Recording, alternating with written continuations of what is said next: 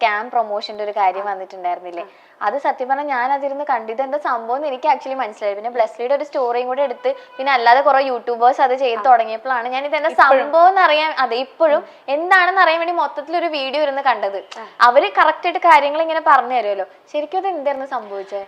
സത്യത്തിൽ എനിക്കിങ്ങനൊരു ഇത് വന്നപ്പം ഇപ്പം എന്തായാലും ഒബ്വിയസ്ലി നമുക്ക് ഫോളോവേഴ്സ് ഉണ്ടാകുമ്പോഴും അല്ലെങ്കിൽ വ്യൂവേഴ്സ് ഉണ്ടാകുമ്പോൾ നമുക്ക് ഇങ്ങനത്തെ വീഡിയോസൊക്കെ ചെയ്യാനൊക്കെ വരുമല്ലോ. അപ്പം എൻ്റെ കാര്യങ്ങളൊക്കെ നോക്കുന്ന ആളുണ്ട്, ഒരു ഏട്ടനുണ്ട്. ആ ഏട്ടനാണ് അത് കഴിഞ്ഞിട്ടേ എൻ്റെ അടുത്ത് വരുള്ളൂ. ആ ഏട്ടനാണ് ബാക്ക്ഗ്രൗണ്ടും എല്ലാം വെരിഫൈ ചെയ്ത് എല്ലാം നോക്കിയിട്ടാണ് പറയാം. അപ്പം ഞാൻ കൂടുതൽ അത് അന്വേഷിക്കാറില്ല. എനിക്കറിയാം വർഷങ്ങളായിട്ട് ചെയ്യുന്നതാണല്ലോ. വർഷങ്ങളായിട്ടല്ല, മാസങ്ങളായിട്ട്. ഓക്കെ. അപ്പം അവരെന്തോ സർട്ടിഫിക്കറ്റും കാര്യങ്ങളൊക്കെ സെൻഡ് ചെയ്ത് കൊടുത്തിട്ടുണ്ട് അങ്ങനെയൊക്കെ. അപ്പം ഞാനത് സത്യത്തിൽ ഞാനിവിടെ ഞാൻ ശരിയാണെന്ന് പറയുന്നില്ല. കാരണം എൻ്റെ 10 തെറ്റുണ്ട്. അത് ഞാൻ ഓൾറെഡി ഞാനിത് ചോദിച്ചത് എന്തായിരുന്നു അത് സംഭവം എന്നുള്ളത്. ലൈക്ക് ഇപ്പൊ കാണുന്നവർക്കും എത്തിക്കോട്ടെ, എനിക്കും അത് അറിയണം എന്നുള്ളതുകൊണ്ടാണ് ഞാൻ ചോദിക്കുന്നത്. കാരണം ഞാൻ അതിനെക്കുറിച്ച് പിന്നെ ഒന്നും ഞാൻ സംസാരിച്ചിട്ടില്ല സത്യത്തിൽ. അതിന് ഇപ്പോഴും പ്രശ്നങ്ങൾ നടന്നുകൊണ്ടിരിക്കുകയാണെന്ന് എനിക്കറിയാം. അപ്പം ഈ വീഡിയോ ഞാൻ അപ്ലോഡ് ചെയ്ത് കഴിഞ്ഞപ്പം അപ്പം തന്നെയാണ് ഈ സ്കാം അലേർട്ടിൻ്റെ ഇത് വന്നത്. എന്തോ 10 മിനിറ്റ്സിലോ അങ്ങനെ എന്തോ ആണ് ആ സംഭവം വന്നത്, സ്കാം അലേർട്ടിന് വന്നിട്ട്. ഞാൻ അപ്പം തന്നെ ആ വീഡിയോ ഡിലീറ്റ് ചെയ്തു. സത്യത്തിൽ ഞാൻ ഒരിക്കലും ഒരാൾക്കൊരു റോങ് ഇൻഫർമേഷൻ കൊടുക്കണം എന്ന് വെച്ചിട്ട് ഒരു വീഡിയോ ഞാൻ എൻ്റെ യൂട്യൂബ് ചാനലിൽ എൻ്റെ ഇൻസ്റ്റഗ്രാമിൽ ഞാൻ ഇട്ടിട്ടില്ല. പിന്നെ പൈസക്ക് വേണ്ടി എന്തും ചെയ്യണം എന്ന് എനിക്കില്ല. എനിക്ക് ഒരുപാട് വീഡിയോകൾ എനിക്ക് വന്നിട്ടുണ്ട്. സത്യം പറഞ്ഞാൽ എനിക്ക് ബിഗ് ബോസിന് ഇറങ്ങിയപ്പോഴും എനിക്ക് ഇതുപോലത്തെ ഈ ക്യാഷ് ഇട്ടിട്ടുള്ള സംഭവത്തിൻ്റെ കുറേ വീഡിയോ പ്രൊമോഷൻ എനിക്ക് വന്നിട്ടുണ്ട്. ഞാൻ അതൊന്നും എടുത്തിട്ടില്ല. ഇതാണെങ്കിൽ പോലും ഞാൻ അതിലെവിടെയും ഞാൻ ഒരാളോട് ക്യാഷ് ഇൻവെസ്റ്റ് ചെയ്യണമെന്നോ അങ്ങനെയൊന്നും ഞാൻ ഇതിൽ പറയുന്നില്ല. ഇങ്ങനൊരു വ്യക്തി ഉണ്ട്, ഈ വ്യക്തിൻ്റെ അടുത്ത് നിങ്ങൾക്ക് ഇത് ചെയ്യാൻ താല്പര്യം ഉണ്ടെങ്കിൽ നിങ്ങൾ ഈ വ്യക്തിനെ കോൺടാക്ട് ചെയ്താൽ അത് ഇൻസ്റ്റഗ്രാമിൽ മെസ്സേജ് അയച്ചാൽ അവർ ഹെൽപ്പ് ചെയ്യും. അത്രയും ഞാൻ അതിൽ മെൻഷൻ ചെയ്തു. അത് ഞാൻ സ്കാം ആണെന്ന് പറഞ്ഞപ്പോൾ തന്നെ ഞാനത് ഡിലീറ്റ് ചെയ്തു. കാരണം എനിക്കൊരാൾക്കൊരു റോങ് ഇൻഫർമേഷൻ കൊടുക്കണ്ട. ഓക്കെ. ഇതിൽ സത്യത്തിൽ പറ്റിക്കപ്പെട്ടത് ഞാനും കൂടിയാണ്. ഇപ്പം ഇതിൽ ക്യാഷ് ഇൻവെസ്റ്റ് ചെയ്തു എന്ന് പറഞ്ഞിട്ട് ഇപ്പോൾ ഒരു വ്യക്തി വന്നിട്ടുണ്ടല്ലോ ഈ ഒരു ഇതിൽ. അപ്പം അവരെങ്ങനെ ഞാൻ എത്രയാണോ ഇതിൽ എമൗണ്ട് പറഞ്ഞാൽ എനിക്ക് ആ എമൗണ്ട് കംപ്ലീറ്റ്ലി എനിക്ക് കിട്ടിയിട്ടില്ല സത്യത്തിൽ. ഈ ഇത് ചെയ്തതിൻ്റെ എനിക്കത് പ്രൊമോഷൻ ചെയ്ത് എനിക്കത് വേണ്ടതാണ്. കാരണം ഞാൻ നേരത്തെ പറഞ്ഞ പോലെ എനിക്കൊരു തെറ്റായ ഇൻഫർമേഷൻ എനിക്ക് ഒരാൾക്കും കൊടുക്കണ്ട. ഞാൻ അന്ന് പറഞ്ഞിട്ടുണ്ടായിരുന്നു ഞാൻ കേസ് കൊടുക്കും. കാരണം എനിക്കും കൂടെ അറിയണം ഇതെന്താണ് സംഭവം, ഇതാണ്. കാരണം ഞാൻ ഇന്ന് പറ്റിക്കപ്പെട്ട പോലെ വേറൊരാൾ നാളെ പറ്റിക്കപ്പെടരുത്. ഇപ്പൊ ഇവര് പറഞ്ഞു 13,000 രൂപ അതൊരു ചെറിയൊരു പൈസയല്ലേ, അത് ദിൽഷയ്ക്ക് കൊടുത്തൂടെ എന്നൊക്കെ ഒരുപാട് വീഡിയോസിൽ ഇപ്പൊ പറഞ്ഞു. 13,000 രൂപ ഒരു ചെറിയ പൈസയാണോ? അല്ല, ഒരിക്കലല്ല. ഞാൻ ജനിച്ചത് വായിൽ സ്വർണ്ണക്കരണ്ടി കൊണ്ടോ അല്ലെങ്കിൽ വെൽ സെറ്റിൽഡ് ഫാമിലിയിൽ നിന്നൊന്നും ജനിച്ച ഒരാളല്ല. 1 രൂപയുടെ വില പോലും എനിക്ക് നന്നായിട്ട് അറിയാം. ഒരുപാട് സ്ട്രഗിൾ ചെയ്തിട്ടാണ് ഞാൻ ഇവിടെ വന്നത്. ഓക്കെ. ഈ 13,000 രൂപ എന്നെ സംബന്ധിച്ചിടത്തോളം വലിയ തുകയാണ്. ഞാൻ ഒരുപാട് കഷ്ടപ്പെട്ടിട്ട് ഉണ്ടാക്കുന്ന പൈസയാണ് ഈ 13,000 രൂപയും. എനിക്കത് അവർക്ക് കൊടുക്കുന്നതിൽ എനിക്കൊരു വിഷയമില്ല. ഈ ക്യാഷ് ഇട്ടു എന്ന് പറഞ്ഞ വ്യക്തി ഞാനൊരു ക്ലാരിഫിക്കേഷൻ വീഡിയോ ഇട്ടുണ്ടായിരുന്നു. അത് ഞാൻ ആ വീഡിയോ ഇട്ടൊരു 10-15 മിനിറ്റിനുള്ളിൽ ഞാൻ അത് ഡിലീറ്റ് ചെയ്തു. അപ്പം തന്നെ അത് കഴിഞ്ഞ് ഞാൻ നൈറ്റ് എന്തോ ഒരു ക്ലാരിഫിക്കേഷൻ വീഡിയോയിൽ ഞാൻ പറഞ്ഞിട്ടുണ്ട്, ഇങ്ങനെയാണ് സംഭവം, എൻ്റെ അടുത്ത് പറ്റിപ്പോയി തെറ്റാണ്, നിങ്ങൾ എന്നോട് ക്ഷമിക്കണം എന്നൊക്കെ പറഞ്ഞൊരു വീഡിയോ ഇട്ടുണ്ട്. ആ വീഡിയോ ഇട്ട് കഴിഞ്ഞതിന് ശേഷമാണ് ഈ വ്യക്തി അതിൽ ക്യാഷ് ഇൻവെസ്റ്റ് ചെയ്യുന്നത്. ഓക്കെ. ആ വീഡിയോ കണ്ടിട്ടും എന്തിനാണ് ഇതിൽ ക്യാഷ് ഇൻവെസ്റ്റ് ചെയ്തതെന്ന് എനിക്ക് ഫസ്റ്റ് ഓഫ് ഓൾ അറിയില്ല. എന്നിട്ട് ആ കുട്ടി പറ്റിക്കപ്പെട്ടു, വീണ്ടും ക്യാഷ് ഇൻവെസ്റ്റ് ചെയ്തു. അതും എന്തിനാണെന്ന് എനിക്ക് അറിയില്ല. രണ്ടാമത് ഇൻവെസ്റ്റ് ചെയ്തു. അതും എന്തിനാണെന്ന് എനിക്ക് അറിഞ്ഞൂടാ. പിന്നെ ഇങ്ങനെ പറയുന്ന ഒരു വ്യക്തി അത് ശരിക്കുള്ളൊരു വ്യക്തിയാണെന്ന് എനിക്ക് അറിഞ്ഞൂടാ. ഇത് സത്യമാണോ എന്ന് എനിക്ക് അറിഞ്ഞൂടാ. ഇന്നിപ്പോൾ ഞാൻ ആ കുട്ടിക്ക് 13,000 രൂപ കൊടുത്തു. നാളെ വേറൊരാൾക്ക് എന്തുകൊണ്ട് ഞാൻ 50,000 രൂപ ഇതിൽ ഇൻവെസ്റ്റ് ചെയ്തു, എനിക്ക് ഈ ക്യാഷ് വേണമെന്ന് പറഞ്ഞ് വന്നൂടാ? ഞാൻ അങ്ങനെ ഡീൽ ചെയ്യുന്നതിന് പകരം ഞാൻ കേസ് കൊടുക്കുകയാണ് ചെയ്തത്. ഞങ്ങൾ ഇവരുടെ അടുത്ത് പറഞ്ഞു ഞങ്ങൾ കേസ് കൊടുക്കാൻ പോവാണ് ഇതിനെതിരെ. ഇന്ന് കൂടെ എനിക്ക് വക്കീലുമായിട്ട് എനിക്ക് മീറ്റിംഗ് ഉണ്ട്. അതിനും കൂടിയാണ് ഞാൻ ഇന്ന് ഇങ്ങോട്ടേക്ക് വന്നത്. ഞാൻ ഇതിനെ വെറുതെ വിടാൻ ഉദ്ദേശിച്ചിട്ടല്ല. എൻ്റെ അഡ്വക്കേറ്റാണ് എൻ്റെ അടുത്ത് പറഞ്ഞത്, ഈ പറഞ്ഞ വ്യക്തിക്ക് ക്യാഷ് കൊടുക്കരുത്, ഈ കേസ് എന്താവും എന്ന് ഞാൻ പറഞ്ഞതിന് ശേഷം മാത്രമേ ഈ ക്യാഷ് കൊടുക്കാൻ പാടുള്ളൂ, അല്ലാത്ത പക്ഷം ക്യാഷ് കൊടുക്കരുത്. Hello! Start a SmileyTrips.com franchise at just $1 lakh. Contact SmileyTrips.com now. എങ്ങനെ മനസ്സിലായേ അതായത് ആ വീഡിയോ റിമൂവ് ചെയ്തതിന് ശേഷമാണ് ഇത് ഇൻവെസ്റ്റ് ചെയ്തതെന്നുള്ളത്? ആ കുട്ടി പറഞ്ഞു, നമ്മളടുത്ത് കോൾ ചെയ്തിട്ടുണ്ടായിരുന്നു, എൻ്റെ അനിയത്തിനെ വിളിച്ചിട്ടുണ്ടായിരുന്നു. അപ്പം അനിയത്തിനെ വിളിച്ചപ്പോൾ പറഞ്ഞു ഇങ്ങനെ ഇന്ന സമയത്താണ് ഞാൻ ക്യാഷ് ഇൻവെസ്റ്റ് ചെയ്തതെന്ന് ആ കുട്ടി പറഞ്ഞിട്ടുണ്ടായിരുന്നു.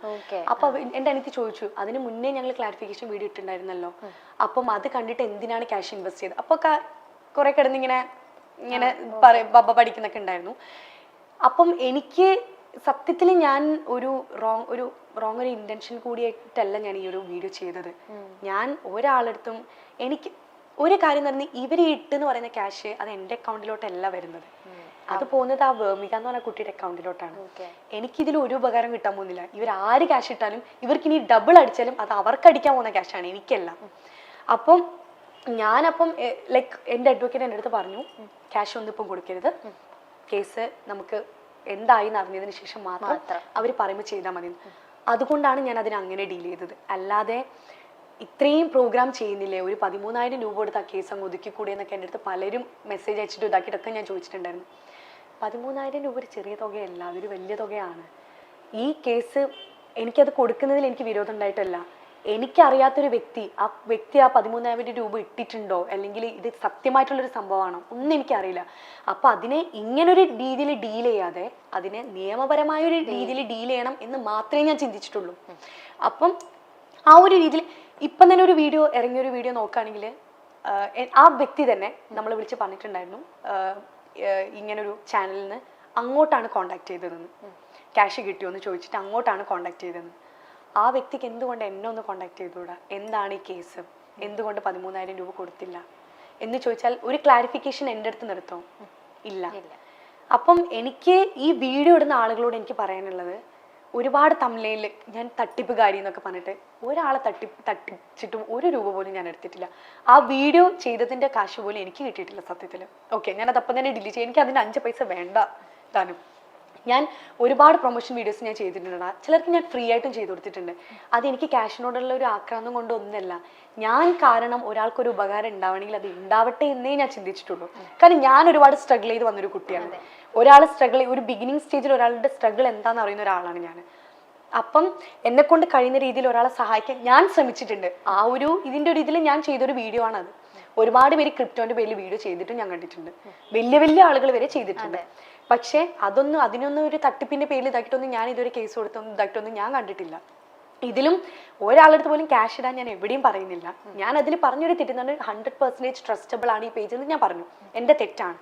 അല്ലെങ്കിൽ ഇത്രയും ഫോളോവേഴ്സ് ഉള്ള ഒരു പേജുള്ള ഒരാളാണ് ഞാൻ. അപ്പം ഞാൻ ഇങ്ങനെ ഒരു വീഡിയോ ചെയ്യുമ്പോൾ ഞാൻ ചിന്തിക്കണമായിരുന്നു. ഞാൻ ഒരുപാട് തവണ ചിന്തിച്ചിട്ടേ ഞാൻ ചെയ്യാൻ പാടുള്ളായിരുന്നു. അത് എൻ്റെ ഭാഗത്ത് നിന്ന് വന്ന തെറ്റ് തന്നെയാണ്.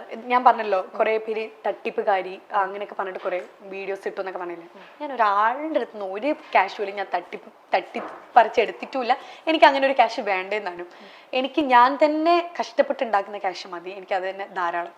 അപ്പം എനിക്ക് ഈ യൂട്യൂബേഴ്സിനോട് എനിക്ക് പറയാനുള്ള ഒരു കാര്യം എന്താണെന്ന് വെച്ചാൽ, ഒരു വ്യക്തിനെ കുറിച്ചൊരു കാര്യം പറയുമ്പം അതിൽ എത്രമാത്രം സത്യം ഉണ്ടെന്നൊന്ന് അറിഞ്ഞിരിക്കുന്നത് നല്ലതാണ്. കാരണം ഒരുപാട് പേര് അത് ബ്ലൈൻഡായിട്ട് വിശ്വസിക്കുന്ന ആളുകളുണ്ട്. ഈ പറയുന്നത് സത്യമാണെന്ന് വിശ്വസിക്കുന്ന ഒരുപാട് പേരുണ്ട്. എനിക്കറിയാം കുറെ ഇപ്പം ഇവരിട്ട വീഡിയോയിൽ ഒരുപാട് പേര് വിശ്വസിക്കുന്നുണ്ട് ഞാൻ ഒരുപാട് പേരെ പറ്റിച്ചിട്ടുണ്ടെന്നൊക്കെ. പക്ഷെ ഇവർക്ക് ആർക്കും അറിയില്ല ഇതിൻ്റെ പിന്നിൽ എന്താണ്, ഇതിൻ്റെ സത്യാവസ്ഥ എന്താണെന്നൊന്നും. എനിക്കൊരു പേഴ്സണൽ ലൈഫുണ്ട്. എനിക്ക് എല്ലാ കാര്യങ്ങളും വീഡിയോ ആയിട്ട് എടുത്തിട്ട് എനിക്ക് ഈ ജനങ്ങളുടെ അടുത്ത് പറയാൻ പറ്റില്ല. ഞാൻ ഇന്ന് എൻ്റെ വക്കീലിനെ കാണാൻ പോവാണ്, അല്ലെങ്കിൽ ഇന്ന ദിവസം കേസ് നടക്കാൻ പോവാണ്, അതല്ല ഇതാണ് അതാണ്, എനിക്കത് പറയേണ്ട ആവശ്യമില്ല. എൻ്റെ കേസ് എങ്ങനെ ഡീൽ ചെയ്യണം എന്ന് എനിക്കറിയാം. അത് പേഴ്സണലായിട്ടാണ് എനിക്ക് ഡീൽ ചെയ്യാൻ ആഗ്രഹമെങ്കിൽ ഇഷ്ടമെങ്കിൽ അത് അങ്ങനെ പോകാനാണ് എനിക്കിഷ്ടം. ഇനിയിപ്പോൾ ഫൈനൽ ഔട്ട് എന്താന്ന് വെച്ചാൽ അത് അത്രേ ഉള്ളൂ. അല്ലാതെ ഇന്ന് കേസ് കൊടുത്തു കഴിഞ്ഞാൽ നാളെ അതിൻ്റെ റിസൾട്ട് വരുമോ? ഇല്ല, എല്ലാത്തിനും സമയമെടുക്കും. ആ സമയമാണ് ഇപ്പോൾ എടുത്തുകൊണ്ടിരിക്കുന്നത്. അത്രയേ ഉള്ളൂ. അല്ലാതെ ഞാൻ ഒരാളെ പറ്റിക്ക് ഇതാക്കി ഒന്നും ചെയ്തില്ല. അപ്പം ഈ വലിയ വലിയ തമ്മനയിലൊക്കെ ഇട്ടിട്ട് തട്ടിപ്പുകാരി അങ്ങനെയൊക്കെ പറയുമ്പോൾ നിങ്ങളൊന്ന് ആലോചിച്ച് നോക്കുക, ഇതിൽ എത്രമാത്രം സത്യമുണ്ട്, നിങ്ങൾ ഈ ചെയ്യുന്നത് ശരിയാണോ എന്ന് ആലോചിച്ച് നോക്കാം. നിങ്ങൾക്ക് ചെയ്യുന്നത് ശരിയാണെന്ന് തോന്നുകയാണെങ്കിൽ. അപ്പൊ അനീതിയുടെ വോയിസ് ക്ലിപ്പ് ആയിരുന്നോ ഇപ്പൊ ഇറങ്ങിയിട്ടുണ്ടായിരുന്നത്? അതെ. ഓക്കെ, ഒരാളല്ലേ ഇൻവെസ്റ്റ് ചെയ്തിട്ടുള്ളൂ, വേറെ ആരും ഇതുപോലെ വേറെ ആരും ഇതുവരെ പറഞ്ഞിട്ടൊന്നില്ല. അനീതിയുടെ വോയിസ് ക്ലിപ്പ് ആണെങ്കിലും ഒബ്വിയസ്ലി ഞാൻ അവളുടെ ചേച്ചിയാണ്. എന്നെ കുറിച്ച് പറയുമ്പോൾ എന്തായാലും ദേഷ്യം വരും.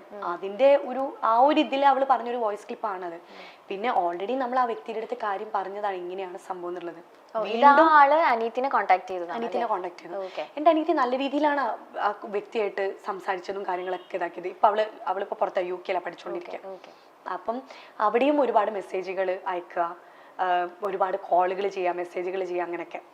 അപ്പം എൻ്റെ അടുത്ത് അവൾ പറഞ്ഞു, എന്തായാലും സഹായിക്കാൻ നിങ്ങൾക്ക് ആളുകളുണ്ട്, നിങ്ങൾ എന്താന്ന് വെച്ചാൽ ചെയ്തോളൂ, ലൈക്ക് നമ്മൾ അതിനെക്കുറിച്ച് സംസാരിക്കേണ്ട ആവശ്യമില്ല എന്നുള്ള രീതിയിൽ. കാരണം നമുക്കറിയാം നമ്മൾ എന്താണ് ചെയ്തത് അല്ലെങ്കിൽ നമ്മൾ എന്താണ് ചെയ്തുകൊണ്ടിരിക്കുന്നത് എന്നുള്ള കാര്യം നമുക്കറിയാം.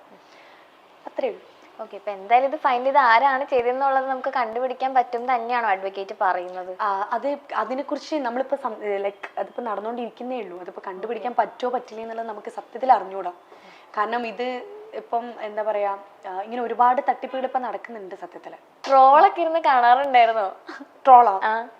ട്രോളൊന്നും കാണുന്നില്ല എനിക്ക്. ദിൽഷ പക്ഷെ ഇപ്പൊ എന്ത് ചെയ്താലും ട്രോളാ, അതുകൊണ്ട് എനിക്ക് പ്രശ്നമില്ല. ട്രോള് മാത്രമല്ലല്ലോ വീഡിയോകളും. ബിഗ് ബോസ് മലയാളം 4ാം സീസൺ വിജയിയായിട്ടാണ് നമുക്ക് എല്ലാവർക്കും ദിൽഷയെ അറിയാവുന്നത്. ബിഗ് ബോസിന്റെ ഇത്രയും നാളത്തെ സീസണുകളിലെ ആദ്യ വനിതാ വിജയിയാണ് ദിൽഷ. ഒരു ഇന്ത്യൻ നടിയും നർത്തകിയും ബിഗ് ബോസ് റിയാലിറ്റി ഷോയുടെ ടൈറ്റിൽ ഹോൾഡറുമാണ്. ദിൽഷയെ മാത്രമാണ് ഇതുവരെ ഒരു വനിതാ കണ്ടസ്റ്റന്റ് ആയിട്ട് ജയിച്ചു വന്നിട്ടുള്ളത്.